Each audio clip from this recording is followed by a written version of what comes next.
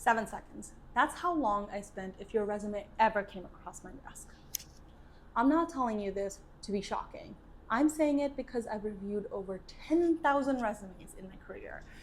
And if anyone had told me this earlier, I would have saved myself a lot of rejection emails as a job seeker. Here's the reality check.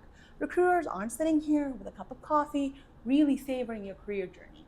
Recruiters are getting hundreds of applications for a single job. One, if I gave each of them 5 minutes, that's over 23 hours of just reading before I've sent a single email or made a call. That's not only inefficient, it's also unproductive, because as most recruiters will tell you, 70 to 80% of applications we receive are from unqualified candidates. Is this fair? Depends on who you're asking. Let's break down what recruiters are doing in those 7 seconds. First, I look at where you worked and what your title was. That's it. I'm not reading your bullet points yet. I haven't gotten there. I'm initially asking, does this person have a remotely relevant background or not to any of the roles I have open? Yep. Second, I look at whether the resume is easy to read. And I don't mean pretty. I mean, can I skim this without crossing my eyes? If you've used a 4-column layout with a sidebar and a headshot and a little graph that shows your proficiency in Excel, I promise you that is not helping me. Third, I'm looking for something that makes me slow down. A number, a result, something, anything. Responsible for managing social media accounts? Cool. So is every other person in the stack. Grew Instagram followers from 4,000 to 40,000 in 8 months? That stops a recruiter in their scan.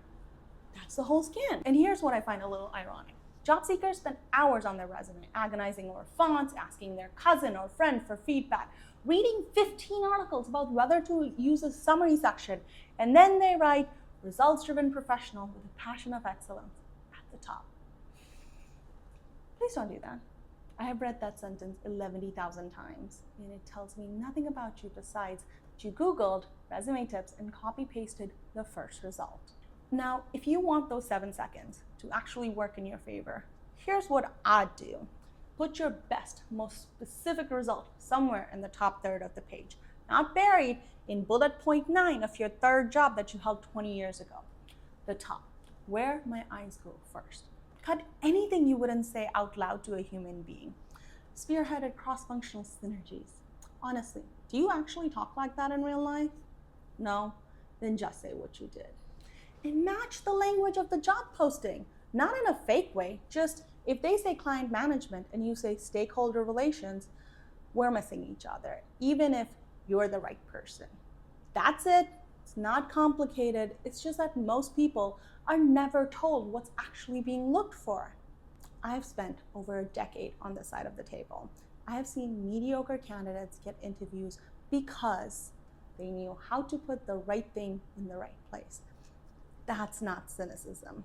That's just how it works. And now, you know. And if you'd like more of this honest resume advice, make sure to subscribe. And until next time, stay caffeinated.